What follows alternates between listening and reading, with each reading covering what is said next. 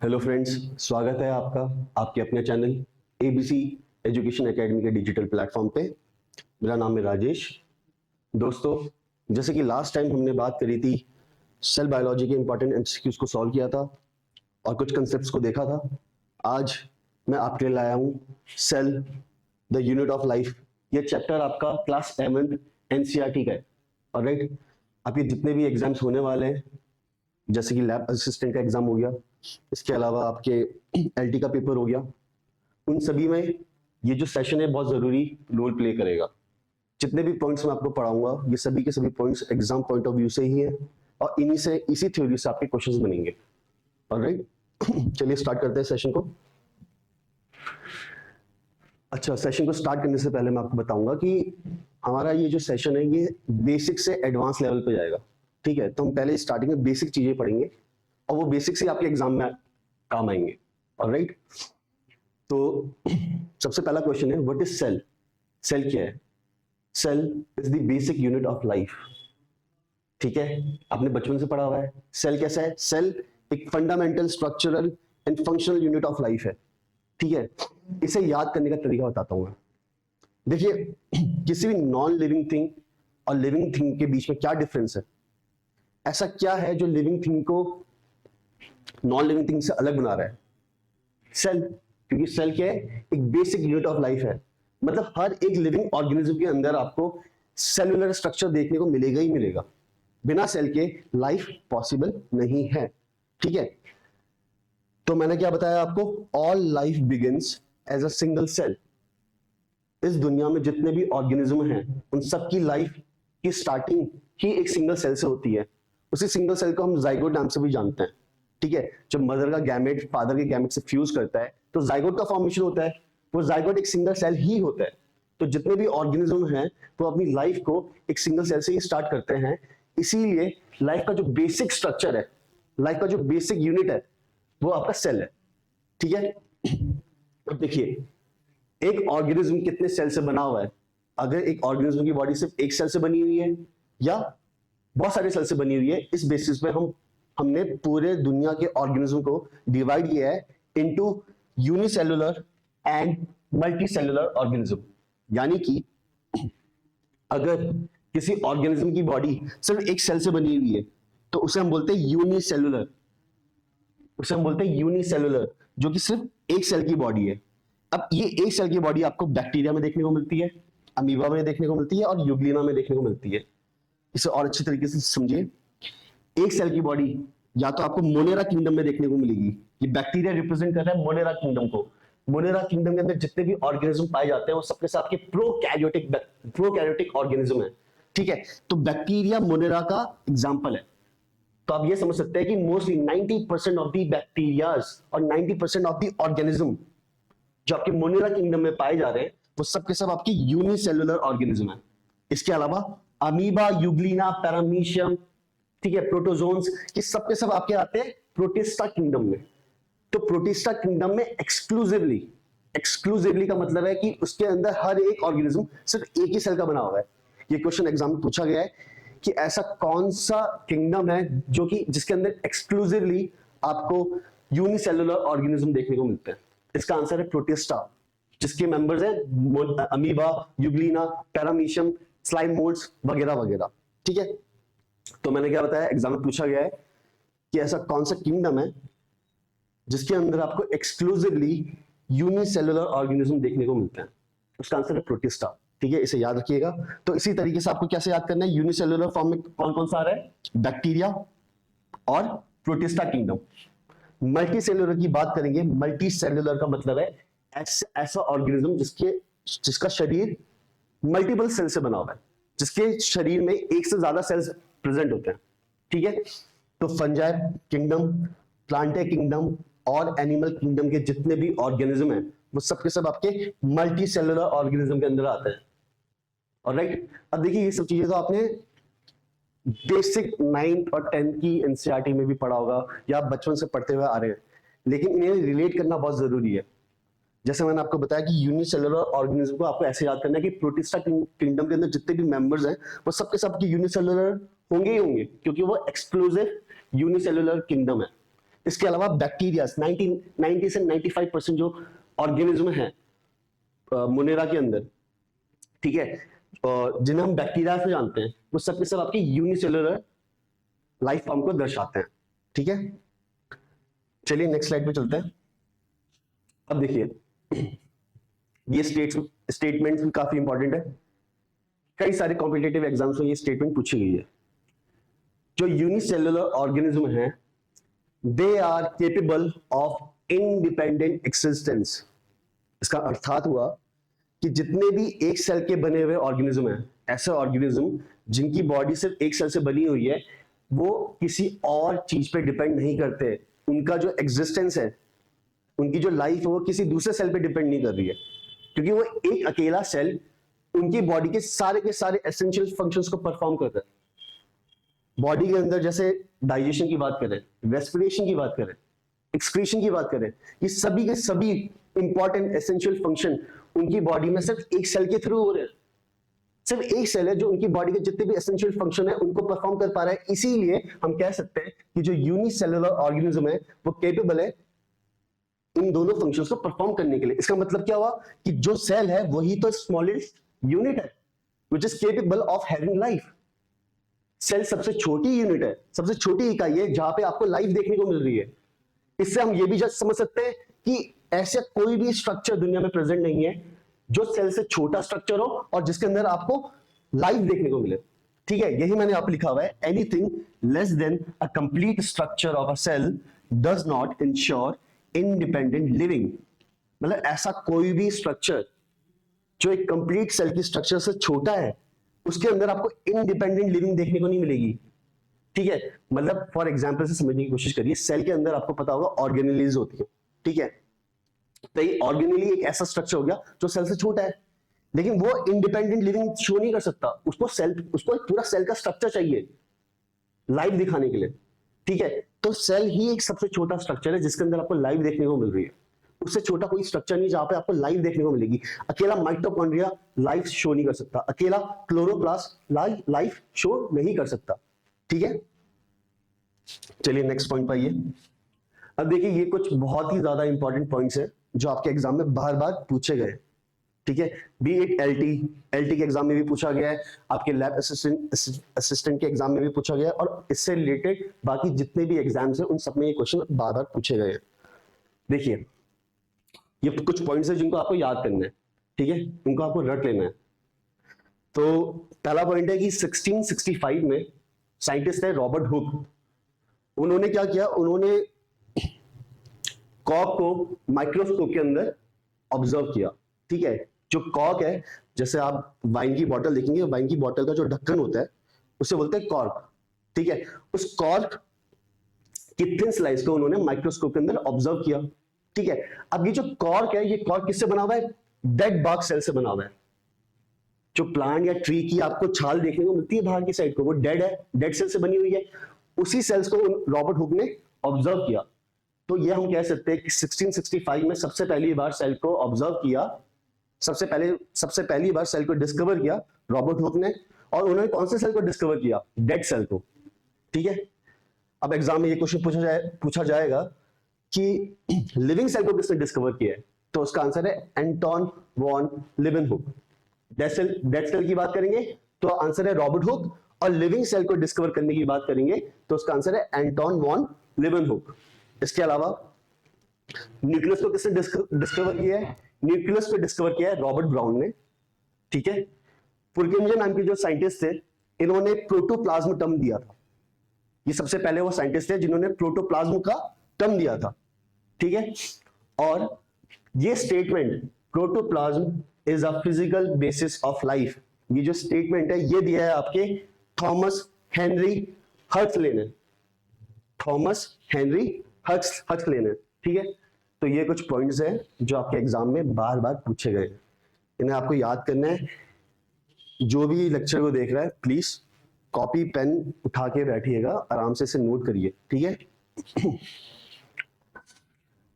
अब देखिए टॉपिक आ रहा है सेल थ्योरी। पूरी सेल बायोलॉजी के अंदर, इस पूरे चैप्टर के अंदर सबसे ज्यादा क्वेश्चन इसी टॉपिक से मिलते हैं, ठीक है, इस टॉपिक के कुछ इंपॉर्टेंट पॉइंट्स मैंने यहाँ पे स्टेट करे हुए, जो आप जो भी स्लाइड देख रहा है वो स्लाइड में इन पॉइंट्स को नोट करते रहना, ठीक है। बाकी मैं आपको एक्सप्लेन कर देता हूँ उसे याद कैसे करना है। देखिए, सेल थ्योरी दी थी दो लोगों ने, इन दो लोगों के नाम बहुत जरूरी है, स्क्लीडेन और श्वान ने। स्क्लीडेन और श्वान ने मिलके सेल थ्योरी को दिया था, ठीक है। अब ये जो स्क्लीडेन है ये एक बहुत बड़े बॉटनिस्ट थे, इन्होंने प्लांट्स के ऊपर काम किया है। इसी तरीके से श्वान ने, जो कि ये जूलॉजिस्ट थे, इन्होंने एनिमल सेल्स के ऊपर काम किया है, ठीक है। इसके अलावा आपको कुछ पॉइंट्स याद रखने हैं कि जो स्क्लीडेन थे उन्होंने 1838 में सेल्स को ऑब्जर्व करना शुरू किया, क्योंकि वो बॉटनिस्ट थे तो उन्होंने प्लांट सेल्स को ऑब्जर्व किया। जब उन्होंने प्लांट सेल्स को माइक्रोस्कोप में ऑब्जर्व किया तो उन्होंने देखा कि यार जो ये प्लांट्स है, ये प्लांट तो बहुत सारे डिफरेंट टाइप के सेल्स सब मिलकर बना हुआ है, और ये डिफरेंट टाइप के सेल्स डिफरेंट टाइप की टिश्यूज बना रहे हैं, ठीक है। तो जो आपके ये स्क्लीडेन थे, इन्होंने प्लांट सेल्स को ऑब्जर्व किया है, पहला पॉइंट, और इन्होंने देखा कि जो ये प्लांट सेल्स है they are composed of plants है they are composed of cells, alright. इसी तरीके से जो श्वान थे वो जूलॉजिस्ट थे, तो उन्होंने ऑब्वियस सी बात है एनिमल को ऑब्जर्व किया होगा, ठीक है। उनका जो शोध था वो एनिमल्स के ऊपर था, तो श्वान ने क्या किया, एनिमल्स के ऊपर काम किया और उन्होंने रिपोर्ट किया 1839 में कि जो एनिमल सेल है, एनिमल सेल के बाहर एक थिन आउटर लेयर देखने को मिल रही है, जिसको आज की डेट में हम प्लाज्मा मेम्ब्रेन के नाम से जानते हैं, ठीक है। तो 1839 में सबसे पहली बार श्वान नामक साइंटिस्ट ने ये रिपोर्ट किया था कि सेल्स के बाहर एक आउटर थिन लेयर देखने को मिलती है, ठीक है। उसी आउटर थिन लेयर को आज की डेट पे प्लाज्मा मेम्ब्रेन के नाम से जाना जाता है, ठीक है। अब देखिए, ये जो थियोडोर श्वान थे, इन्होंने एक और चीज कंक्लूड करी, इन्होंने एक और चीज बताई कि एनिमल सेल और प्लांट सेल में एक बेसिक डिफरेंस है। वो डिफरेंस क्या है, एक यूनिक डिफरेंस है। वो यूनिक डिफरेंस क्या है कि प्लांट सेल के बाहर आपको सेल वॉल देखने को मिलती है, ठीक है, जो कि एनिमल सेल में आपको देखने को नहीं मिलती है।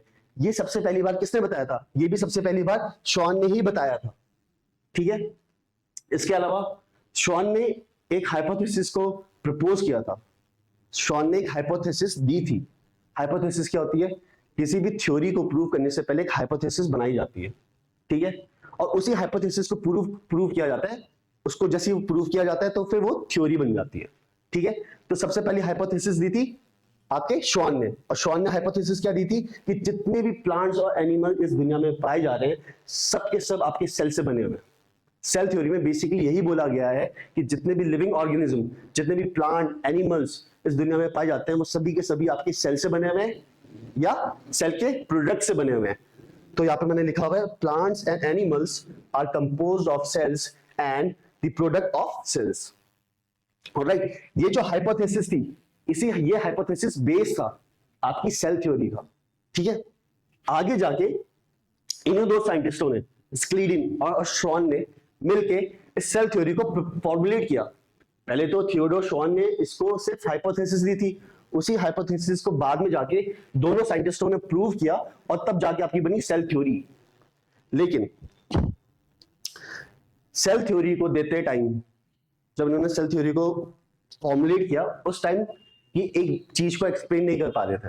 वो चीज क्या थी, देखिए, सेल थ्योरी में ये बोला गया था कि जितने भी लिविंग ऑर्गेनिज्म हैं they are composed of cells and the product of cells, ठीक है। लेकिन जो नया सेल बन रहा है, भाई जितने भी लिविंग ऑर्गेनिज्म वो सेल से बने हैं या सेल के प्रोडक्ट से बने हुए हैं, तो फिर जो हर एक ऑर्गेनिज्म के अंदर नया सेल बन रहा है वो बन कैसा रहा है, इसे वो एक्सप्लेन नहीं कर पाए थे। इस स्टेटमेंट को वो एक्सप्लेन नहीं कर पाया था, और इसे एक्सप्लेन किया था रुडोल्फ वर्काउ ने। 1855 में एक साइंटिस्ट आए रुडोल्फ वर्काउ, जिन्होंने ये एक्सप्लेन किया कि जो नए सेल्स बन रहे हैं, new cells are formed from pre existing cells, ठीक है। इन्होंने बताया कि जितने भी नए सेल्स हैं वो पुराने सेल्स के अंदर डिवीजन जब होता है उसी से बन रहे हैं, ठीक है। तो सेल्स डिवाइड करते हैं, जैसे हमारी बॉडी में सेल्स है, ऑलराइट। मेरे को यहाँ पर घाव लग जाता है, फॉर एग्जाम्पल यहाँ पर घाव लग जाता है, चोट लग जाती है, तो चोट में आप देखोगे कुछ टाइम के बाद सेल्स आ जाते हैं। तो वो सेल्स आ कैसे रहे, घाव में जो पहले से सेल्स प्रेजेंट थे, घाव लगने के बाद जो आपको एरिया घाव दिख रहा है, उसके आसपास जो सेल्स थे उनके अंदर डिवीजन हो रहा है, माइटोटिक डिवीजन हो रहा है। 1 से 2 सेल बने, 2 से 4 बने, ठीक है, 4 से 8 बने, 8 से 16 बने। इस तरीके के माइटोटिक डिवीजन से आपको क्या देखने को मिला कि पूरी बॉडी, पूरी टिश्यू तैयार हो गई है। ऑलराइट, तो यही उन्होंने बताया था, रुडोल्फ वर्काउ ने।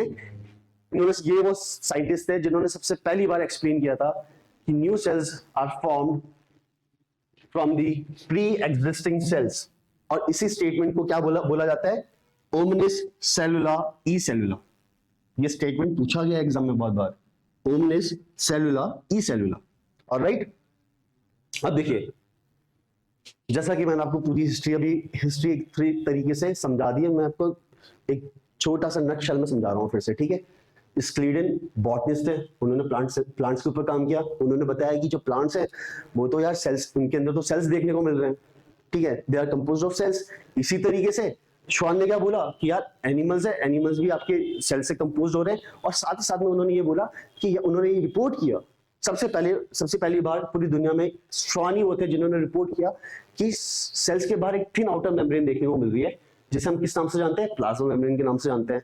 अब थियोडोर ने यह भी कंक्लूड किया था कि जितने भी आपके, थियोडोर ने क्या कंक्लूड किया था, थियोडोर ने कंक्लूड किया था कि जो प्लांट और एनिमल सेल है उनके बीच में एक यूनिक डिफरेंस है। वो यूनिक कैरेक्टर आपको प्लांट सेल के अंदर देखने को मिल रहा है, वो क्या है, वो सेल वॉल है, ठीक है। इसके अलावा शॉन ने यह भी बोला था कि प्लांट और animals they are composed of cells and the product of cells. यही बेसिस था आपकी सेल थ्योरी का, जिसे आगे जाके स्क्लीडन और शॉन ने एक साथ मिलकर प्रूव किया। लेकिन वो ये एक्सप्लेन नहीं कर पाए कि जो नए सेल बन रहे हैं वो कैसे बन रहे हैं।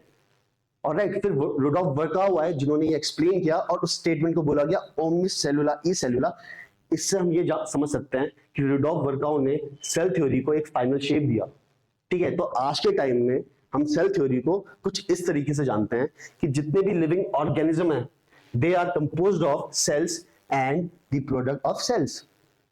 ऑलराइट, इसी को उन्होंने प्रूव किया था।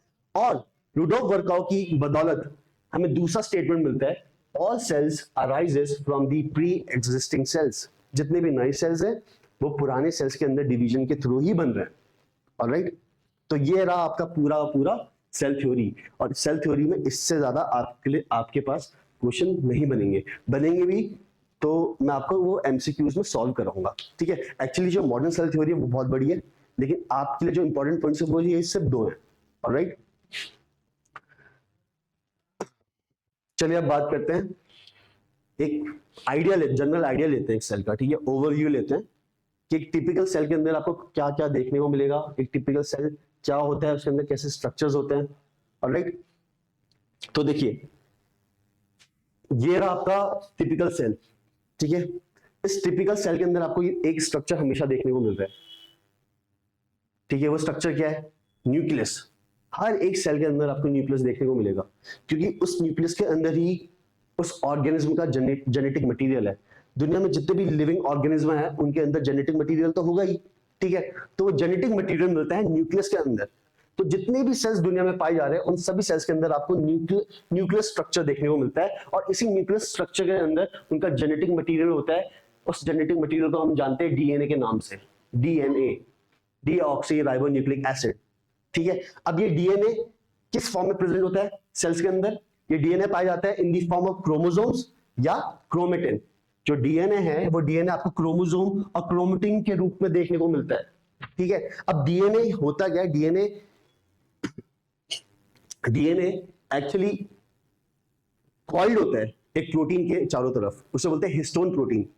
यूकैरियोट्स के अंदर आपको हिस्टोन प्रोटीन देखने को मिलती है। उस हिस्टोन प्रोटीन के चारों तरफ डीएनए कॉइल्ड होता है, ठीक है। रिपीटेटिव कॉइलिंग के कारण आपको ये क्रोमोसोम स्ट्रक्चर देखने को मिलता है, जिसको हम आगे जाके मैं आपको एक्सप्लेन करूंगा, ठीक है। ये तो हम सिर्फ अभी ओवरव्यू ले रहे हैं, ठीक है। तो ओवरव्यू में मैंने आपको क्या बताया कि हर एक दुनिया में जितने भी ऑर्गेनिज्म है उन हर एक ऑर्गेनिज्म के अंदर आपको सेल्स देखने को मिल रहे हैं, और उन सेल्स के अंदर आपको ये स्ट्रक्चर देखने को मिलेगा ही मिलेगा, न्यूक्लियस। और न्यूक्लियस किससे मिलकर बना हुआ है, न्यूक्लियस के अंदर आपको क्रोमोसोम या क्रोमेटिन मटेरियल देखने को मिलता है। और ये जो क्रोमोसोम या क्रोमेटिन मटेरियल है इसी के अंदर आपका जेनेटिक मटेरियल है, जिसे हम डीएनए के नाम से जानते हैं, ठीक है। अब देखिए ये आपका न्यूक्लियस है। अब इस न्यूक्लियस के बाहर मेम्ब्रेन है या नहीं है, ठीक है, ये डिसाइड करेगा कि ये सेल आपका प्रोकैरियोटिक सेल है या यूकैरियोटिक सेल है। प्रोकैरियोटिक सेल में आपको न्यूक्लियर मेम्ब्रेन देखने को नहीं मिलेगी और यूकैरियोटिक सेल में आपको न्यूक्लियस के बाद एक न्यूक्लियर मेम्ब्रेन देखने को मिलती है। ठीक है, देखिए ये जो न्यूक्लियर मेम्ब्रेन है, ठीक है, जिस सेल के अंदर न्यूक्लियस के बाहर न्यूक्लियर मेम्ब्रेन नहीं है वो हो गया प्रोकैरियोट। प्रो मतलब पुराना, कैरियोट मतलब न्यूक्लियस, ऐसा न्यूक्लियस जिसके बाद न्यूक्लियर मेम्ब्रेन नहीं है, ऐसे सेल को हम क्या बोलेंगे, प्रोकैरियोटिक सेल। और ऐसे सेल को जिसके अंदर न्यूक्लियस के बाहर आपको एक न्यूक्लियर मेम्ब्रेन देखने को मिल रही है, ऐसे सेल को हम बोलते हैं यूकैरियोटिक सेल। यू मतलब न्यू, नया सेल।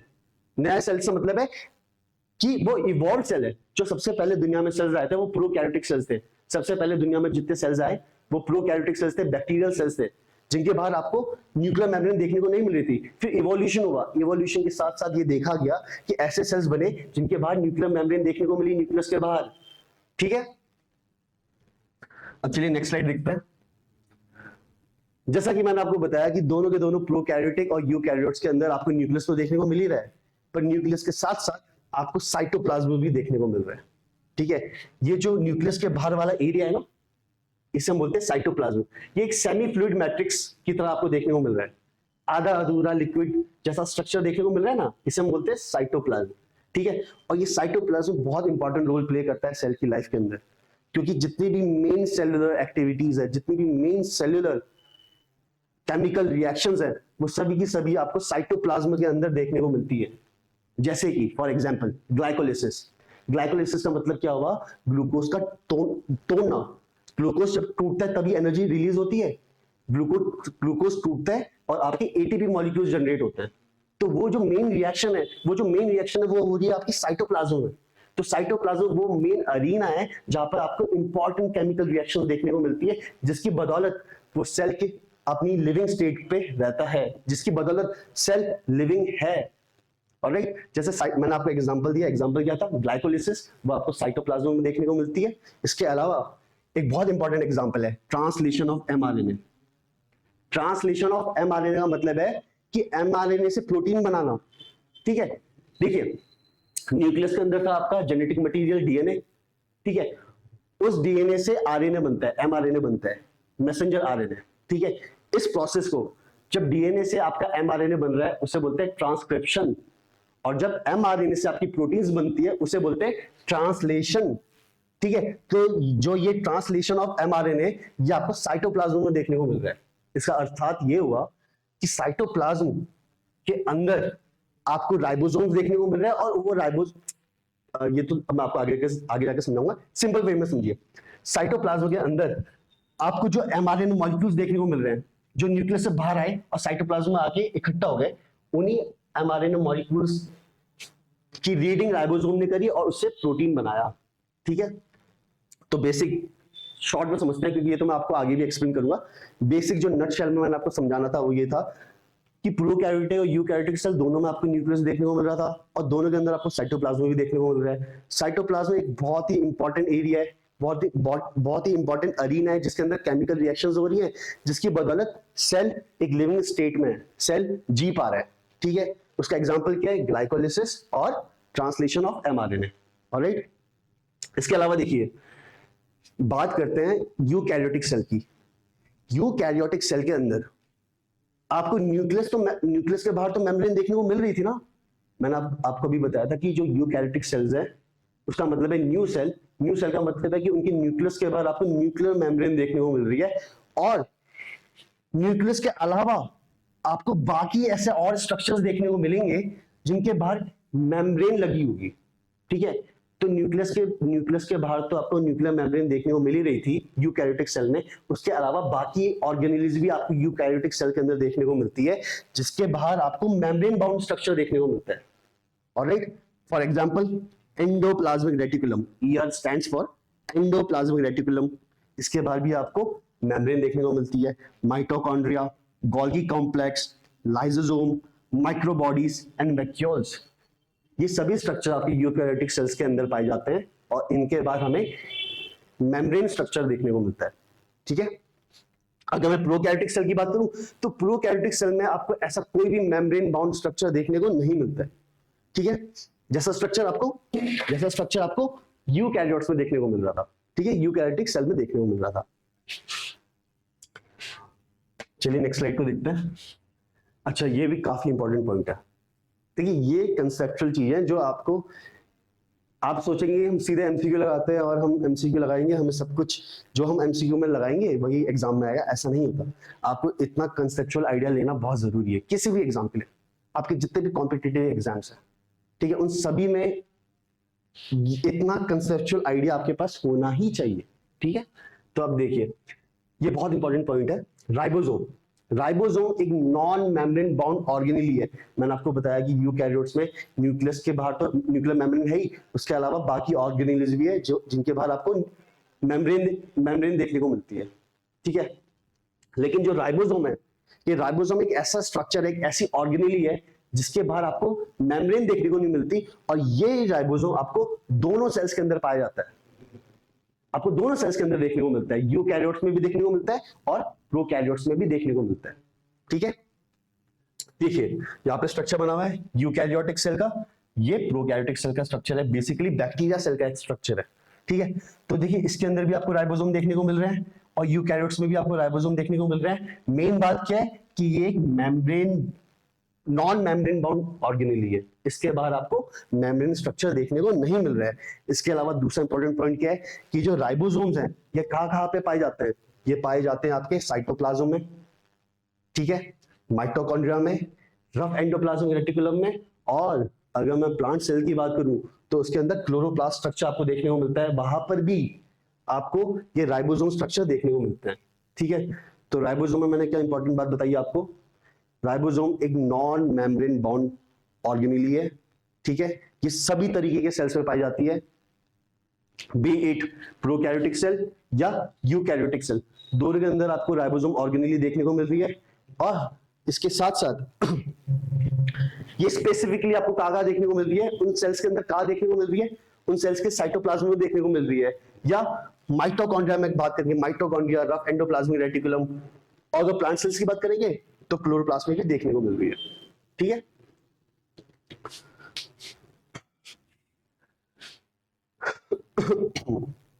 अब देखिए एनिमल सेल के अंदर आपको एक और ऑर्गेनेली देखने को मिलती है जिसे बोलते हैं सेंट्रोसोम, ठीक है। यहाँ पे एक्चुअली करेक्शन की जरूरत है, यहाँ पे लिखा होना चाहिए नॉन मेम्ब्रेन। ये जो सेंट्रोसोम है ये एक नॉन मेम्ब्रेन बाउंड ऑर्गेनेली है, इसके बाद आपको एक मेम्ब्रेन स्ट्रक्चर देखने को नहीं मिलता, ठीक है। जैसे राइबोसोम भी एक नॉन मेम्ब्रेन बाउंड ऑर्गेनेली थी, लेकिन वो आपकी यूकैरियोटिक सेल और प्रोकैरियोटिक सेल दोनों में पाई जा रही थी। एनिमल सेल के अंदर सिर्फ आपको ये सेंट्रोसोम स्ट्रक्चर देखने को मिलता है। ये स्ट्रक्चर आपको ना तो प्लांट के अंदर देखने को मिलता है, ना तो बैक्टीरिया के अंदर देखने को मिलता है, ठीक है। ये पॉइंट बहुत जरूरी है कि एनिमल सेल के अंदर आपको एक नॉन मेम्ब्रेन बाउंड ऑर्गेनेली देखने को मिलती है जिसे बोलते हैं सेंट्रोसोम, और ये सेंट्रोसोम ही हेल्प करता है सेल डिवीजन में, ठीक है, जिसे हम आगे जाके और अच्छी तरीके से समझेंगे, ठीक है। हम आगे जाके पढ़ेंगे कि सेंट्रोसोम के अंदर आपको दो सेंट्रियोल देखने को मिलते हैं, ये दोनों के दोनों सेंट्रियोल 90 डिग्री पे लाई करते हैं एक दूसरे के, ठीक है। ये सब चीजें हम आगे पढ़ेंगे। अभी तो हमने सिर्फ बेसिक ओवरव्यू लिया है सेल के बारे में, ठीक है। अब देखिए इस दुनिया में आपको डिफरेंट तरीके के ऑर्गेनिज्म देखने को मिल रहे हैं, तो डिफरेंट तरीके के ऑर्गेनिज्म के अंदर आपको डिफरेंट साइज, डिफरेंट शेप और डिफरेंट एक्टिविटीज देखने को मिलेंगी ना सेल की। सेल भाई डिफरेंट शेप का है, डिफरेंट साइज का है और डिफरेंट एक्टिविटीज को परफॉर्म कर रहा है। एक्चुअली जो सेल एक्टिविटी को परफॉर्म कर रहा है वो उसे परफॉर्म इसलिए कर रहा है क्योंकि उसके शेप और उसके साइज में डिफरेंस है, और ये शेप और साइज का डिफरेंस आ रहा है उसकी मॉडिफिकेशन के कारण, ठीक है। फॉर एग्जाम्पल अगर एक सेल को मैसेज को ट्रांसफर करना है, फॉर एग्जाम्पल मेरे न्यूरॉन्स को, हमारी बॉडी में जो न्यूरॉन्स पाए जा रहे हैं वो बहुत इलोंगेटेड स्ट्रक्चर्स होते हैं, ठीक है, क्योंकि सिग्नल्स को बहुत स्पीड से ले जाना है। अगर आपके पाँव में चोट लगती है तो पाँव से सर तक जो सिग्नल आ रहा है, ठीक है, ये काफी डिस्टेंस से आ रहा है, ठीक है। तो ये जो सिग्नलिंग है बहुत फास्ट होनी चाहिए, ठीक है, इसलिए आपको इलोंगेटेड स्ट्रक्चर्स देखने को मिलते हैं सेल के, जैसे न्यूरॉन, ठीक है। तो वहां पर आपको डिफरेंट शेप देखने को मिला, ऑलराइट।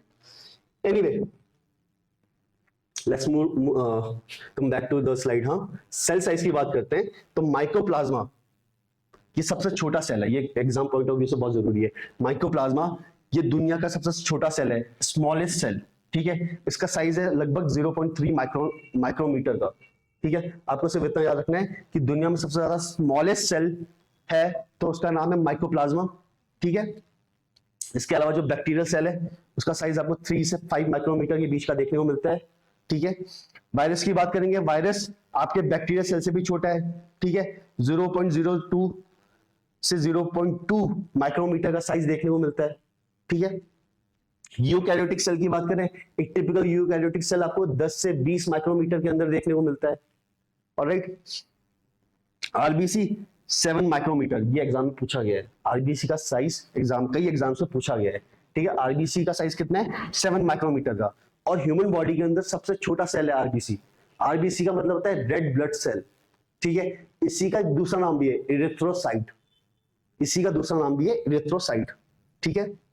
मैं लिख देता हूं यहां पे, वेट, इसी का दूसरा नाम क्या है? इरिथ्रोसाइट। आरबीसी को हम इरिथ्रोसाइट के नाम से भी जानते हैं। ये ह्यूमन बॉडी का सबसे स्मॉलेस्ट सेल है, ठीक है। ये काफी इंपॉर्टेंट पॉइंट है, इसे याद करिए। इसके अलावा माइक्रोप्लाज्मा, ये तो सुपर इंपॉर्टेंट पॉइंट है, बार बार एग्जाम में पूछा गया है। और इस माइक्रोप्लाज्मा का दूसरा नाम क्या है? PPLO, pleuropneumonia like organism. लिख देता हूं, प्लूरो निमोनिया लाइक ऑर्गेनिज्म। इसका नाम प्लूरोनिमोनिया लाइक ऑर्गेनिज्म क्यों पड़ा हुआ है? क्योंकि इस माइक्रोप्लाज्मा के बाहर जो सेल वॉल, इस माइक्रोप्लाज्मा स्ट्रक्चर में या इस माइक्रोप्लाज्मा जो बैक्टीरियल स्ट्रक्चर है, इसके बाहर आपको सेल वॉल देखने को नहीं मिलती है, ठीक है। तो ये अपने साइज को, अपनी शेप को बदल सकता है, ठीक है। इसलिए इसका नाम क्या है? प्लूरोनिमोनिया लाइक ऑर्गेनिज्म, जो अपनी शेप को बार बार अपने हिसाब से बदल सकता है, ठीक है। अब देखिए, जो ऑस्ट्रिच का एग है, शुतुरमुर्ग का जो एग है, वो लार्जेस्ट आइसोलेटेड सिंगल सेल है। ये भी आपने बहुत पहले सुना होगा। तो मैं आपको बता रहा हूं कि जो ऑस्ट्रिच एग है, शुतुरमुर्ग का जो अंडा होता है, वो लार्जेस्ट आइसोलेटेड सिंगल सेल है। ये आपको याद रखना है, ये भी बहुत इंपॉर्टेंट पॉइंट है। एक्चुअली मैंने जितने भी यहाँ पे पॉइंट्स लिखे हुए हैं, ये सबके सब इंपॉर्टेंट्स हैं, ठीक है। नर्व सेल की बात करते हैं। नर्व सेल ह्यूमन बॉडी में सबसे लंबा पाया जाने वाला सेल है। अभी मैंने आपको एक्सप्लेन किया था ना कि जो सबसे हमारी बॉडी में जो सिग्नलिंग हो रही है, ठीक है, इलेक्ट्रिकल इंपल्स की फॉर्म में जो सिग्नलिंग हो रही है, अगर किसी को चोट लग रही है तो वो चोट से दिमाग तक सिग्नल कैसे आ रहा है? न्यूरॉन्स के थ्रू आ रहा है। उन न्यूरॉन्स को हम नर्व सेल के नाम से जानते हैं, ठीक है। तो जो ये नर्व सेल है, ये लॉन्गेस्ट सेल है ह्यूमन बॉडी के अंदर। लगभग 90 सेंटीमीटर से 1 मीटर की लेंथ का ये देखने को मिलता है, ठीक है। ये इतना बड़ा सेल है। अब देखिए, सेल शेप की बात करते हैं। The shape of the cell may vary with the functions they perform. ये कह रहा है कि एक सेल की जो शेप है, वो वेरी कर सकती है। वेरी मतलब डिफर कर सकती है, ठीक है। उसके फंक्शंस पे बेस्ड, उसके फंक्शन, वो कौन सा फंक्शन परफॉर्म कर रहा है, उस पर आधारित है उसका शेप। मतलब एक सेल का कैसा शेप होगा, ये आधारित होता है उसके फंक्शन पे कि वो कैसा फंक्शन परफॉर्म कर रहा है। For example neuron, nerve cell, मैंने आपको बताया कि न्यूरॉन का काम क्या है? इंफॉर्मेशन को गैदर करने का काम है। इंफॉर्मेशन को गैदर कर रहा है ना, चोट लग रही है तो ये इंफॉर्मेशन है, एक तरीके की इंफॉर्मेशन है कि भाई चोट लग गई है, ठीक है। या मैंने गर्म तवे पे हाथ रख दिया है, तो ये इंफॉर्मेशन है कि भाई गर्म तवे पे हाथ रख दिया है, ये सिग्नल मेरे ब्रेन तक जाएगा और मेरा ब्रेन मुझे सिग्नल देगा कि भाई इस हाथ को हटा दे। तो ये जो सिग्नलिंग हो रही है, ये आपके न्यूरॉन्स में हो रही है, नर्व सेल में हो रही है। इसलिए नर्व सेल्स कैसे आपको देखने को मिलते हैं? इलोंगेटेड शेप में देखने को मिलते हैं, ठीक है। क्योंकि ये नर्व सेल्स या न्यूरॉन्स ही ऐसे सेल्स हैं जो आपकी बॉडी में इंफॉर्मेशन को गैदर कर रहे हैं और बॉडी के इंपॉर्टेंट फंक्शंस को कंट्रोल कर रहे हैं। इसी के अलावा अगर मैं मसल सेल की बात करूं, मसल सेल में भी आपको इलोंगेटेड स्ट्रक्चर देखने को मिलता है। इलोंगेटेड से मेरा मतलब है एक लंबा स्ट्रक्चर, छिछावार स्ट्रक्चर। क्योंकि अगर मसल सेल्स की बात करें, ये ऐसे सेल्स हैं जो हमारे ऑर्गन्स या हमारे बॉडी पार्ट्स को मूव करने में उपयोगी हैं। इसीलिए आपको यहाँ पे इलोंगेशन देखने को मिलता है, ठीक है। इसी तरीके से अगर मैं एरिथ्रोसाइट्स की बात करूं, आरबीसीज की बात करूं, यहाँ पे आपको डिस्कॉइड स्ट्रक्चर देखने को मिल रहा है, ये डिस्कॉइड स्ट्रक्चर है, ठीक है। इसके अंदर आपको न्यूक्लियस देखने को नहीं मिलता, क्योंकि आरबीसी का काम क्या है, ऑक्सीजन को कैरी करके ले जाना है। ऑक्सीजन को तब कैरी कर पाएंगे जब इसके अंदर बहुत ज्यादा स्पेस होगा, इसलिए इसके अंदर न्यूक्लियस ही नहीं पाया जाता, ठीक है। The erythrocytes are devoid of nucleus, ये एग्जाम में बार बार पूछा जाता है, ठीक है। तो इस तरीके से आपको देखने को मिल रहा है कि सेल की शेप उसके फंक्शन पे डिपेंड कर रही है, जिस तरीके का वो फंक्शन करेगा उसी तरीके से आपको उसकी शेप में मॉडिफिकेशन देखने को मिलेगा, ठीक है। आइए नेक्स्ट स्लाइड देखते हैं। अब ये डिफरेंट सेल्स मैंने बना रखे हैं, ये एक्चुअली एनसीईआरटी का डायग्राम है, इसे थोड़ा समझिए, इससे बहुत बार क्वेश्चंस बने हुए हैं। रेड ब्लड सेल की बात करें तो रेड ब्लड सेल आपको कैसे देखने को मिल रहा है, राउंड एंड बाइकनकेव, इसको डिस्कॉइड स्ट्रक्चर भी बोलते हैं, ठीक है। व्हाइट ब्लड सेल्स डब्ल्यूबीसीज, इनका शेप कैसा है, अमीबॉइड। अमीबॉइड का शेप कैसा होता है, अमीबॉइड का कोई पर्टिकुलर शेप नहीं होता, अमीबॉइड किसी भी शेप में ढल जाता है, ठीक है। इसीलिए व्हाइट ब्लड सेल्स को क्या बोला गया, अमीबॉइड, क्योंकि इनका स्ट्रक्चर देखिए कोई पर्टिकुलर स्ट्रक्चर नहीं है, हर एक सेल अलग अलग तरीके से देखने को मिल रहा है, ऑलराइट। अब कॉलमनार एपिथेलियल सेल की बात करें, ये कॉलमनार एपिथेलियल सेल्स देखिए कैसे हैं, लॉन्ग एंड नैरो, ठीक है। नर्व सेल को देखिए, नर्व सेल कैसा है, ब्रांच्ड है, इसमें आपको ब्रांचेस देखने को मिल रही है, ये ब्रांचेस हैं, ठीक है। और साथ ही साथ में लॉन्ग भी है, क्योंकि ये इंफॉर्मेशन को गैदर कर रहा है और इंफॉर्मेशन को एक लॉन्ग डिस्टेंस तक ले जा रहा है, इसलिए आपको इसके अंदर ये सेल काफी लंबा स्ट्रेच फॉर्म में देखने को मिल रहा है, लगभग 1 मीटर इसकी लेंथ होती है, समझो ना, इतना बड़ा सेल है ये, 1 मीटर लेंथ तक लंबा हो सकता है ये सेल, ठीक है। और ह्यूमन बॉडी का सबसे बड़ा सेल है। अब ये ट्रैकीड देखिए, ये जो ट्रैकीड बना हुआ है ये भी इलोंगेटेड शेप का है, ठीक है, जाइलम का पार्ट है, जाइलम के अंदर ट्रैकीड्स पाए जाते हैं, ये भी आपको इलोंगेटेड शेप को देखने को मिलते हैं। मेसोफिल सेल्स, मेसोफिल सेल्स वो सेल्स हैं, ये प्लांट्स के वो सेल्स हैं जिनके अंदर फोटोसिंथेसिस देखने को मिल रही है, ये ग्रीन पार्ट लीव में पाए जाते हैं और इसी सेल्स के अंदर आपको फोटोसिंथेसिस देखने को मिलती है, इनकी बदौलत ही आपको फोटोसिंथेसिस देखने को मिलती है प्लांट्स के अंदर। तो इनका शेप कैसा है, राउंड एंड ओवल, ठीक है।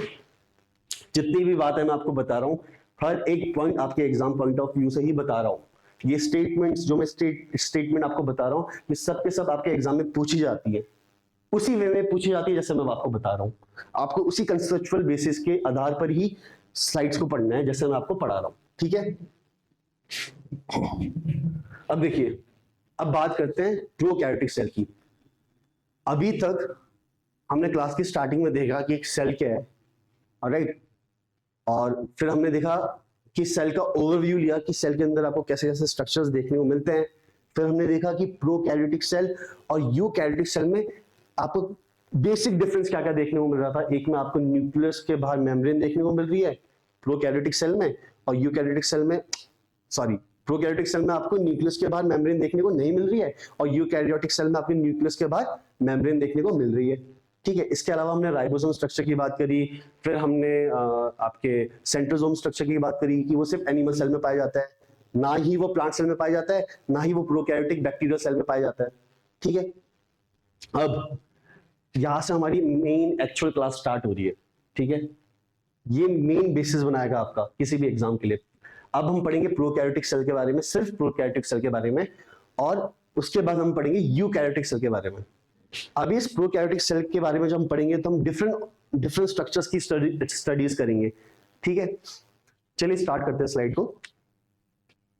जैसा कि मैंने आपको बताया था कि जो मोनेरा किंगडम है वो रिप्रेजेंट कर रहा है आपके प्रोकैरियोटिक सेल को, मतलब मोनेरा किंगडम के अंदर आपको प्रोकैरियोटिक सेल्स देखने को मिल रहे हैं, ठीक है। ये तो आपने जो सेकंड चैप्टर होगा आपका एनसीईआरटी का अगर 11th क्लास का सेकंड चैप्टर आप गौर करेंगे, या आप अपने ग्रेजुएशन का भी गौर करेंगे तो आपने ग्रेजुएशन में भी ये पढ़ा होगा कि 5 किंगडम क्लासिफिकेशन दिया था आलिस विटेकर ने। उनमें से जो पहला किंगडम था मोनेरा, उसके अंदर आपको बैक्टीरिया देखने को मिल रहे थे। मोनेरा ऐसा किंगडम है जिसके अंदर आपको सिर्फ और सिर्फ प्रोकैरियोटिक सेल्स देखने को मिलते हैं, ऐसे सेल्स जिनके न्यूक्लियस के बाद आपको न्यूक्लियर मेम्ब्रेन देखने को नहीं मिलती। इसके अलावा जो 4 आपके किंगडम है, Protista, Fungi, Plantae, Animalia kingdom, इन चारों किंगडम में आपको यूकैरियोटिक सेल्स देखने को मिलते हैं, ऐसे सेल्स देखने को मिलते हैं जिन सेल्स में आपको न्यूक्लियस के बाद न्यूक्लियर मेम्ब्रेन देखने को मिलती है, ठीक है। तो हम बात कर रहे हैं प्रोकैरियोटिक सेल की। प्रोकैरियोटिक सेल का मतलब क्या होगा, सीधे और सीधे मोनेरा किंगडम, क्योंकि सिर्फ मोनेरा किंगडम के अंदर आपको कैसे सेल्स मिलते हैं? प्रोकैरियोटिक सेल्स मिलते हैं, ठीक है। तो मैंने बताया कि prokaryotic cells are represented by the Monera kingdom, ठीक है। अब मोनेरा किंगडम के अंदर आपको क्या क्या देखने को मिलता है? बैक्टीरिया देखने को मिलता है, ब्लू ग्रीन एल्गी देखने को मिलती है, माइक्रोप्लाज्मा देखने को मिलता है, और पीपीएलओ, जो हम माइक्रोप्लाज्मा को ही जानते हैं, माइक्रोप्लाज्मा को हम पीपीएलओ के नाम से ही जानते हैं, ठीक है। तो basically prokaryotic cells are represented by the Monera kingdom, और मोनेरा किंगडम के अंदर आपको बैक्टीरिया देखने को मिलते हैं। ब्लू ग्रीन एल्गी भी एक बैक्टीरिया का ही टाइप है। इसी तरीके से मोनेरा, ये जो माइक्रोप्लाज्मा है वो भी एक बैक्टीरिया का ही टाइप है, ऑलराइट। अब देखिए जो प्रोकैरियोट्स है, जो प्रोकैरियोटिक सेल है, क्योंकि ये पुराना सेल है, प्रो मतलब पुराना, कैरियो मतलब न्यूक्लियस, ठीक है। तो ये जो पुराना सेल है, ये जब अर्थ का फॉर्मेशन हुआ था, और अर्थ के फॉर्मेशन में जो सबसे पहला जो एनवायरनमेंट था वो रिड्यूसिंग एनवायरनमेंट था, ठीक है। उस समय ऑक्सीजन की बहुत ज्यादा कमी थी। उस रिड्यूसिंग एनवायरनमेंट में जो सबसे पहला सेल बना था, ठीक है, मतलब उस रिड्यूसिंग एनवायरनमेंट के जस्ट खत्म होते होते आपका ये ऑक्सीडाइजिंग एनवायरनमेंट आ गया था, और उसमें जो सबसे पहला सेल बना था वो था आपका ब्लू ग्रीन एल्गी। तो सबसे पहले इस दुनिया में बैक्टीरिया ही आए थे, ठीक है। सबसे पहले इस दुनिया में प्रोकैरियोटिक सेल ही आए थे। तो जनरली ये जो सेल्स होते हैं इनका साइज बहुत छोटा होता है, और इनके अंदर जो डिवीजन होता है, मतलब ये जो मल्टीप्लाई करते हैं तो बहुत स्पीड से मल्टीप्लाई करते हैं, ठीक है। इनका साइज छोटा है, और इनके अंदर जो डिवीजन है, जो मल्टीप्लीकेशन है, वो बहुत हाई स्पीड में हो रहा है, हाई रेट के साथ हो रहा है, ठीक है। और जो प्रोकैरियोटिक सेल्स है, इनके शेप और साइज में भी आपको काफी डिफरेंस देखने को मिलता है। बेसिकली 4 डिफरेंट टाइप के शेप्स देखे जाते हैं प्रोकैरियोटिक सेल के अंदर। या तो वो स्फेरिकल शेप के होंगे, जिसको हम बोलते हैं कोकाई शेप, मैंने क्या बोला, या तो वो स्फेरिकल शेप के होंगे जिसे हम जानते हैं कोकाई नाम से, ठीक है। या तो वो रॉड शेप स्ट्रक्चर होंगे, ये रॉड शेप स्ट्रक्चर है, इसे हम बोलते हैं बैसिलस, ठीक है। बैसिलस, जो बैक्टीरिया का नाम आपने सुना होगा बैसिलस, राइट। वो बैसिलस एक्चुअली उसकी शेप को बता रहा है, ठीक है। बैसिलस का मतलब है रॉड शेप स्ट्रक्चर, कोकाई का मतलब है स्फेरिकल स्ट्रक्चर, ठीक है। स्पाइरिला में आपको ऐसा स्पाइरल स्ट्रक्चर देखने को मिलता है।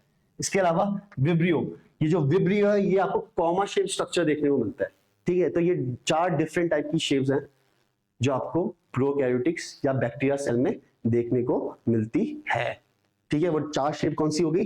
कोकाई, स्फेरिकल, बैसिलाई या bacillus, rod shape, spirilla, spiral shape, vibrio, comma shape, alright. अब देखिए ये प्रोकैरियोटिक सेल का स्ट्रक्चर डाल दिया है मैंने यहाँ पे, ठीक है। तो इस प्रोकैरियोटिक सेल में आपको क्या क्या देखने को मिल रहा है? देखिए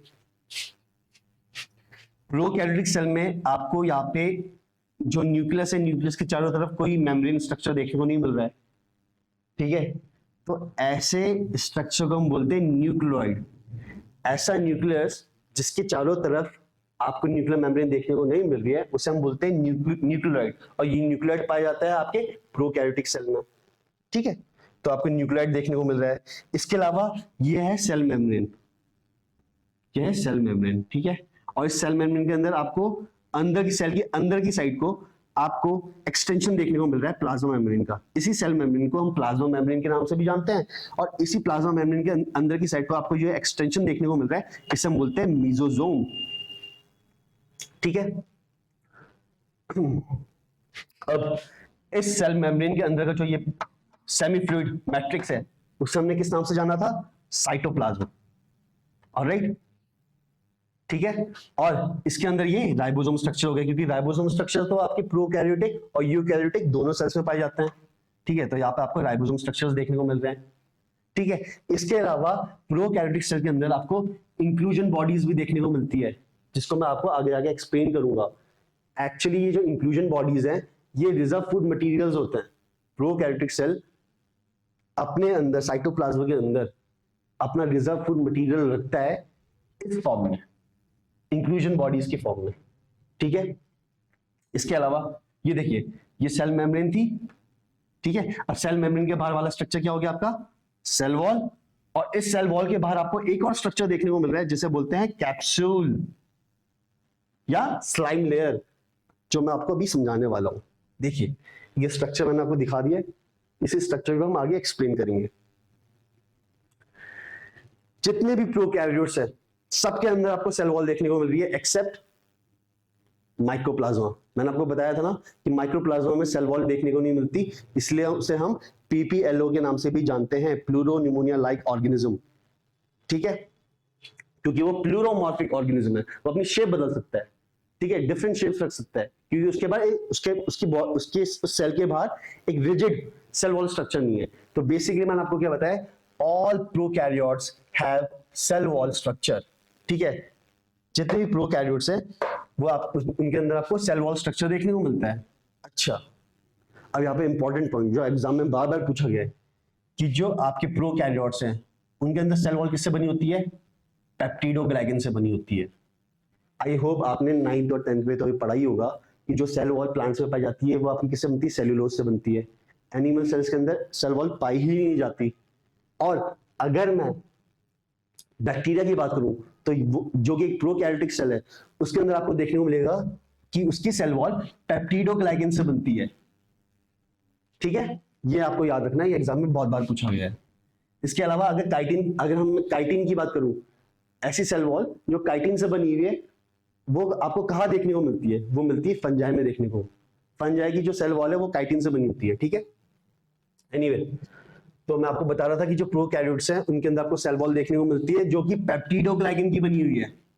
ठीक है, अब देखिए इसे समझिए, यहां पर देखिए, ये रहा Monera kingdom, Monera kingdom. Monera kingdom के अंदर आपको बैक्टीरियाज देखने को मिल रहे थे। ठीक है, मोनेरा किंगडम के अंदर जितने भी ऑर्गेनिज्म हैं वो एक सेल के बने हुए हैं। 90% जो ऑर्गेनिज्म है वो एक सेल के बने हुए हैं, और वो कौन सा सेल है? वो आपका प्रोकैरियोटिक सेल है।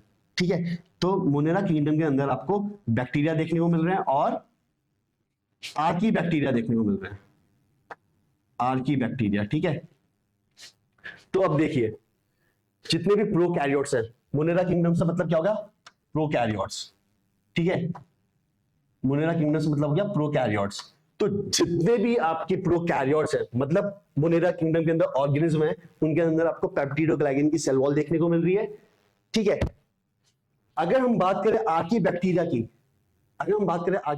की, तो यहाँ पे जो सेल वॉल है उसमें आपको थोड़ा डिफरेंस देखने को मिलेगा।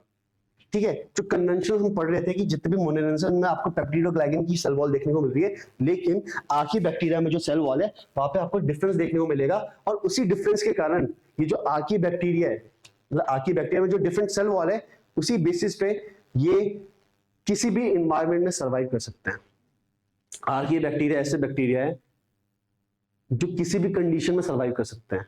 ठीक है, ये आपके ऐसे इन्वायरमेंट में भी सर्वाइव कर सकते हैं जहां पे हाई टेम्परेचर है और एसिडिक कंडीशन है, थर्मोएसिडोफाइल्स। ठीक है, ये आपके ऐसे कंडीशन में भी सर्वाइव कर सकते हैं जहां पे बहुत ज्यादा सैलिनिटी है। ठीक है, जिनको क्या बोलते हैं? हेलोफाइल्स। ठीक है, इसके अलावा मतलब ऐसी दुनिया में अगर कोई एक ऑर्गेनिज्म हर जगह पे प्रेजेंट है, ठीक है, तो वो आपका आर्की बैक्टीरिया है, क्योंकि ये कैसी भी कंडीशन में सर्वाइव कर सकते हैं। ऑलराइट, और ये जो इनको बेनिफिट मिला है कि कहीं पर भी सर्वाइव कर सकता है, ये क्यों मिला है, कैसे मिला है? क्योंकि इनके पास डिफरेंट सेल वॉल है, ठीक है, अभी मैं आपको आगे बताऊंगा कि इनकी सेल वॉल को डिफरेंट क्यों बोलते हैं। एक्चुअली पेप्टिडोग्लाइकन को हम स्यूडोम्यूरिन नाम से जानते हैं। ठीक है, तो इनकी जो सेल वॉल है उसमें पेप्टिडोग्लाइकन के अलावा स्यूडोम्यूरिन के स्ट्रक्चर में थोड़ा डिफरेंस देखा जाता है। ठीक है, anyway let's come back two point. जो प्रोकैरियोट्स है उनके अंदर आपको सेल वॉल देखने को मिलती है पेप्टिडोग्लाइकन की, और आर्की बैक्टीरिया के अंदर आपको डिफरेंट सेल वॉल देखने को मिलती है जो कि रिस्पॉन्सिबल है उनके सर्वाइवल के लिए in extreme condition, in extreme condition. वो एक्सट्रीम कंडीशन में भी सर्वाइव कर सकता है आर्की बैक्टीरिया। ये क्वेश्चन बार बार पूछा गया है, ये जो स्टेटमेंट है बार बार पूछी गई है एग्जाम में। ठीक है, और जैसा कि मैंने आपको बताया जो सेल वॉल है माइक्रोप्लाज्मा में वो एब्सेंट है। ठीक है, अब देखिए प्रोकैरियोट्स में मैंने आपको बताया था कि उनके पास आपको कोई भी वेल डिफाइंड न्यूक्लियस देखने को नहीं मिल रहा। वेल डिफाइंड न्यूक्लियस से मेरा मतलब है कि उस न्यूक्लियस के बाद आपको न्यूक्लियर मेम्ब्रेन देखने को नहीं मिल रही है। इसका मतलब है कि जो उनका जेनेटिक मटेरियल है वो नेकेड है, उनका जो जेनेटिक मटेरियल है वो नंगा है, वो दिख रहा है, ठीक है, मतलब उसके बाहर एक कवरिंग नहीं हो, फैला हुआ है, ठीक है, क्योंकि न्यूक्लियर मेम्ब्रेन कैसी है, एब्सेंट है, न्यूक्लियर मेम्ब्रेन प्रेजेंट ही नहीं है प्रोकैरियोट्स के अंदर। तो ऐसे न्यूक्लियस को हम क्या बोलते हैं, न्यूक्लियोइड बोलते हैं। ऐसे न्यूक्लियस को हम क्या बोलते हैं, न्यूक्लियोइड बोलते हैं। इधर देखिए ये है उसका न्यूक्लियोइड स्ट्रक्चर, इसके बाहर आपको मेम्ब्रेन स्ट्रक्चर देखने को नहीं मिल रहा है, तो इसको हम बोलते हैं न्यूक्लियोइड। और इसका दूसरा नाम क्या है, जिनोफोन या इंसिपिएंट न्यूक्लियस। ऐसा न्यूक्लियस जिसके बाहर आपको न्यूक्लियर मेम्ब्रेन देखने को नहीं मिल रही है और जिसका जेनेटिक मटेरियल नेकेड है, उसको हम बोलते हैं न्यूक्लियोइड, जिनोफोन या इंसिपिएंट न्यूक्लियस, ठीक है। यूकैरियोट्स के अंदर आपको न्यूक्लियस के अंदर न्यूक्लियोलस स्ट्रक्चर भी देखने को मिल रहा था, ठीक है, यहाँ पे वो स्ट्रक्चर आपको देखने को नहीं मिलता। तो प्रोकैरियोट्स के अंदर आपको न्यूक्लियोलस स्ट्रक्चर भी देखने को नहीं मिलता, ठीक है। अब ये न्यूक्लियोलस क्या होता है ये भी मैं आपको आगे समझाऊंगा। बेसिकली जो न्यूक्लियोलस होता है ये आपका राइबोसोमल आरएनए से बनता है। बेसिकली ये राइबोसोमल आरएनए को बनाता है, ठीक है। तो मैंने आपको क्या बताया कि न्यूक्लियोलस स्ट्रक्चर भी आपको देखने को नहीं मिलेगा प्रोकैरियोटिक सेल के अंदर, ठीक है। अब देखिए राइबोस जो आपके यूकैरियोट्स है और जो प्रोकैरियोट्स है उनके बीच में एक डिफरेंस याद रखिए, ये आपको एक आइडिया देगा एग्जाम में क्वेश्चन सॉल्व करने में, ठीक है। सबसे इंपॉर्टेंट पॉइंट है, ठीक है। जितनी ऑर्गेनेलीज आपको यूकैरियोट्स के अंदर देखने को मिल रही थी, जितनी भी ऑर्गेनेलीज आपको यूकैरियोट्स के अंदर देखने को मिल रही थी, जैसे कि endoplasmic reticulum, mitochondria, chloroplast, vacuoles, lysosome वगैरह वगैरह, ये सब की सब ऑर्गेनेली आपको प्रोकैरियोटिक सेल के अंदर देखने को नहीं मिलती, ठीक है, एक्सेप्ट राइबोसोम। वो तो मैंने आपको पहले ही स्टार्टिंग में बता दिया था कि राइबोसोम ऐसा स्ट्रक्चर है जो आपको यूकैरियोटिक और प्रोकैरियोटिक दोनों सेल्स के अंदर देखने को मिलता है, ठीक है। क्योंकि अभी हम बात सिर्फ प्रोकैरियोटिक सेल की कर रहे हैं, तो मैं कोशिश करूंगा कि मैं आपको सिर्फ उतने तक ही समझाऊं, क्योंकि इसके आगे यूकैरियोटिक सेल हम स्टार्ट करेंगे तो उसके पॉइंट्स मैं आपको वहां पर ही बताऊंगा, ठीक है। अब देखिए मैंने आपको क्या बताया था, मैंने आपको एक स्ट्रक्चर बताया था यहाँ पे, इंक्लूजन बॉडीज ये रिजर्व फूड मटेरियल को स्टोर करते हैं, ठीक है, उसी पे आ रहे हैं। देखिए प्रोकैरियोट्स के अंदर रिजर्व मटेरियल देखने को मिल रहा है। वो रिजर्व मटेरियल कहां पे देखने को मिल रहा है, इंक्लूजन बॉडीज के अंदर। तो ये जो इंक्लूजन बॉडीज है प्रोकैरियोटिक सेल के साइटोप्लाज्म के अंदर आपको इंक्लूजन बॉडीज देखने को मिलती है, और इन्हीं इंक्लूजन बॉडीज के अंदर उनका रिजर्व मटेरियल होता है। बैक्टीरिया का रिजर्व मटेरियल इन्हीं इंक्लूजन बॉडीज के अंदर होता है, ठीक है। जैसे कि फॉस्फेट ग्रैन्यूल्स या साइनोफाइसिन ग्रैन्यूल्स या ग्लाइकोजन ग्रैन्यूल्स, ये तीनों नाम बहुत इंपॉर्टेंट है। फॉस्फेट ग्रैन्यूल्स, साइनोफाइसिन ग्रैन्यूल्स और ग्लाइकोजन ग्रैन्यूल्स, ये आपके रिजर्व फूड मटेरियल है, ठीक है। फॉस्फेट ग्रैन्यूल्स में आपको फॉस्फोरस मिल रहा है, साइनोफाइसिन ग्रैन्यूल में आपको स्टार्च मिल रहा है, ग्लाइकोजन ग्रैन्यूल का मतलब है ग्लाइकोजन। ये सभी के सभी स्टोर हो रहे हैं in the form of inclusion body inside the cytoplasm of a prokaryotic cell, ठीक है। क्योंकि यूकैरियोटिक सेल के अंदर तो आपके पास वैक्यूल्स हैं। अगर यूकैरियोटिक सेल को कुछ फूड को रिजर्व करना है तो उसके पास वैक्यूल है, ठीक है। लेकिन जैसा कि मैंने आपको बताया कि राइबोसोम के अलावा ऐसी कोई भी ऑर्गेनेली नहीं है जो आपकी प्रोकैरियोटिक बैक्टीरिया के अंदर पाई जाती है, जो आपको यूकैरियोटिक सेल्स के अंदर देखने को मिल रही थी। मतलब यूकैरियोटिक सेल के अंदर आपको वैक्यूल देखने को मिल रहा है जो कि इंक्लूजन बॉडीज का काम कर रहा है, क्योंकि वैक्यूल आपको प्रोकैरियोटिक सेल के अंदर देखने को नहीं मिल रहा। तो प्रोकैरियोटिक सेल के अंदर आपको इंक्लूजन बॉडीज देखने को मिलती है, जिनका काम क्या है कि वो रिजर्व फूड मटेरियल को स्टोर करती है, और ये इंक्लूजन बॉडीज आपके साइटोप्लाज्म में देखने को मिलती है, आपको साइटोप्लाज्म में देखने को मिलती है, ठीक है। अब ये इंक्लूजन बॉडी में एक बहुत इंपॉर्टेंट पॉइंट है, ये नॉन मेम्ब्रेन बाउंड स्ट्रक्चर है। इंक्लूजन बॉडी कैसा स्ट्रक्चर है, नॉन मेम्ब्रेन बाउंड स्ट्रक्चर है, ठीक है। और ये साइटोप्लाज्म में फ्रीली घूम रहा है, साइटोप्लाज्म में आपको ये फ्रीली देखने को मिल रहा है, ठीक है।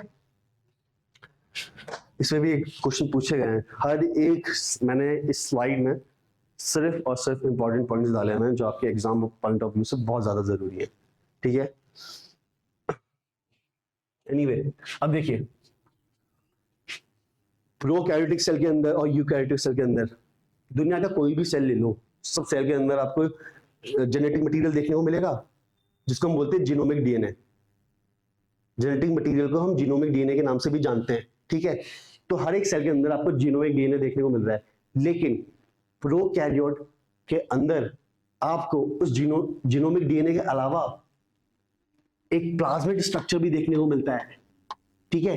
प्रोकैरियोट्स में जीनोमिक डीएनए जो आपका मेन क्रोमोसोमल डीएनए था, जीनोमिक डीएनए जो आपका क्रोमोसोमल या डीएनए था, ठीक है, उसके अलावा आपको एक प्लाज्मिड डीएनए भी देखने को मिलता है, ठीक है।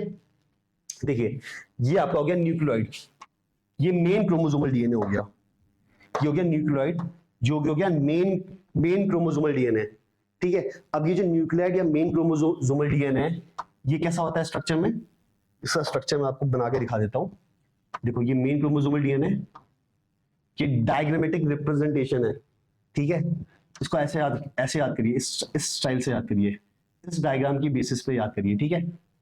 जो न्यूक्लियोइड डीएनए या मैं कह सकता हूं मेन क्रोमोसोमल डीएनए, ठीक है, ये आपको double stranded circular DNA double stranded, दो स्ट्रैंड्स हैं, एक स्ट्रैंड और दूसरा strand, double stranded circular DNA की फॉर्म में देखने को मिलता है, जो मेन जीनोमिक डीएनए ये वाला डीएनए जिसे हम न्यूक्लियोइड नाम से भी जानते हैं।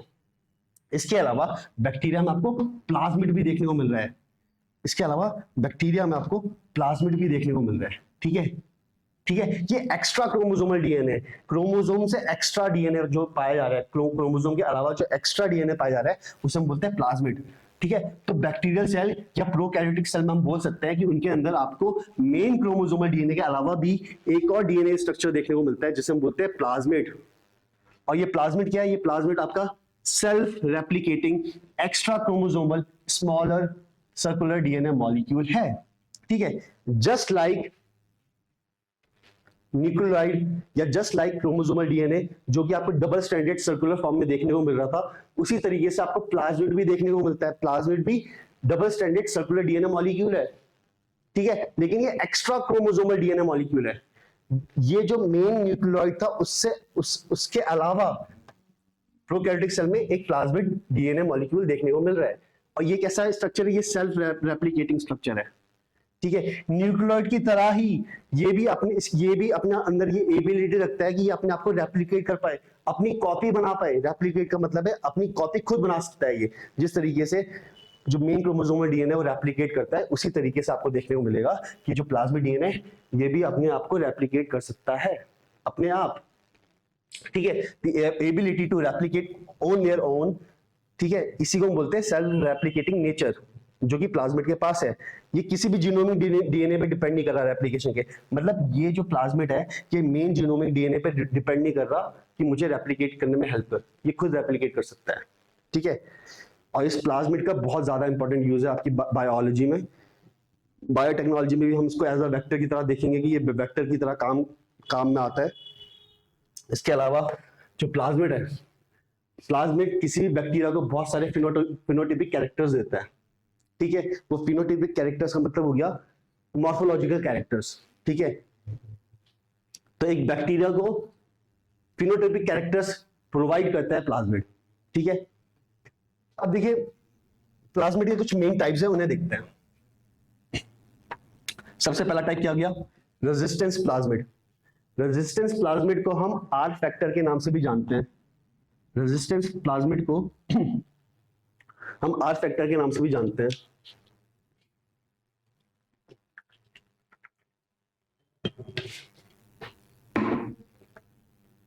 ठीक है। तो प्लांट्स के अंदर, बैक्टीरिया के अंदर आपको एंटीबायोटिक रेजिस्टेंस की प्रॉपर्टी भी देखने को मिल रही है।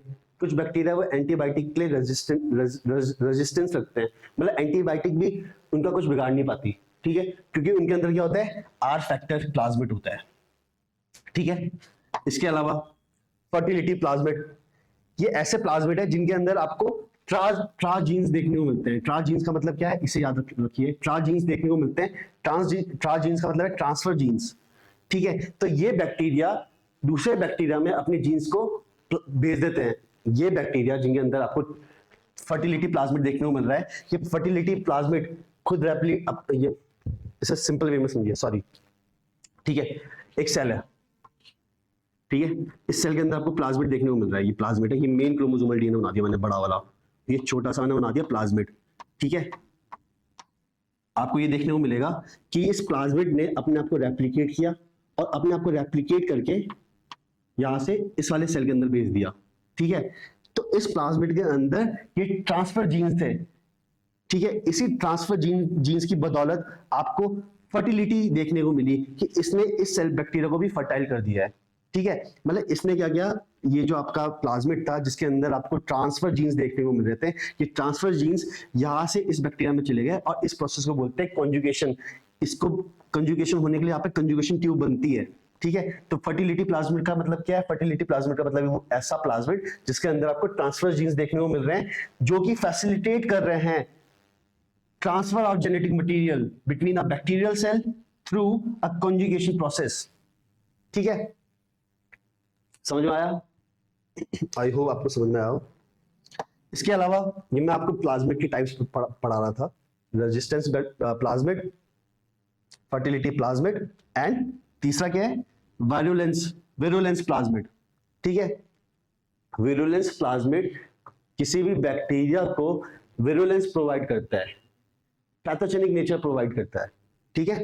ये बैक्टीरिया को कन्वर्ट करता है इनटू पैथोजेंस, ठीक है। बैक्टीरिया को घातक बना देता है, ठीक है, उसको विरुलेंस प्रोवाइड करता है। इसी की बदौलत जो बैक्टीरिया वो पैथोजन की तरह बिहेव कर रहा है, ठीक है। कॉल प्लाज्मिड ऐसा प्लाज्मिड है जिसके अंदर आपको कोलिसिन प्रोटीन्स के जीन्स देखने को मिलते हैं। ये जो कोल प्लाज्मिड है ये अपने अंदर कोलिसिन प्रोटीन्स के जीन्स को कोड करता है, ठीक है। अब ये जो कोलिसिन प्रोटीन्स बनती हैं ये दूसरे बैक्टीरिया को किल करने में काम करती है, ठीक है। ये दूसरे बैक्टीरिया को किल करने का काम करती है। तो ये आपके मेन टाइप्स हो गए प्लाज्मिड के, resistance plasmid, fertility plasmid, virulence plasmid, col plasmid, ठीक है। आज के लिए इतना ही रखते हैं, ठीक है। बाकी हम कल पढ़ेंगे cell envelope and its modification. Prokaryotes के अंदर आपको कैसा सेल एनवेलप देखने को मिल रहा है। ये सेल एनवेलप के अंदर आपको तीन लेयर्स देखने को मिलती है। सबसे भारी ग्लाइकोकैलिक्स, फिर उसके अंदर आपको सेल वॉल, फिर सबसे अंदर वाली सेल मेम्ब्रेन। इसको पढ़ेंगे, ठीक है। इसको अंदर जाके पढ़ेंगे ढंग से कि ग्लाइकोकैलिक्स का स्ट्रक्चर कैसा होता है, उसका काम क्या है, ऑलराइट। सेल वॉल का क्या काम है, सेल मेम्ब्रेन का क्या काम है, और बाकी स्ट्रक्चर्स, ठीक है। तो कल मैं आपका ये पूरा प्रोकैरियोटिक जो सेल है इसका पूरा स्ट्रक्चर, इसका पूरा ये खत्म करवा दूंगा, ठीक है। और उसके बाद फिर हम यूकैरियोटिक सेल स्ट्रक्चर के बारे में पढ़ाई करेंगे, ठीक है। अगर आपको पसंद आया हो लेक्चर तो प्लीज इसे लाइक करिए, सब्सक्राइब करिए चैनल।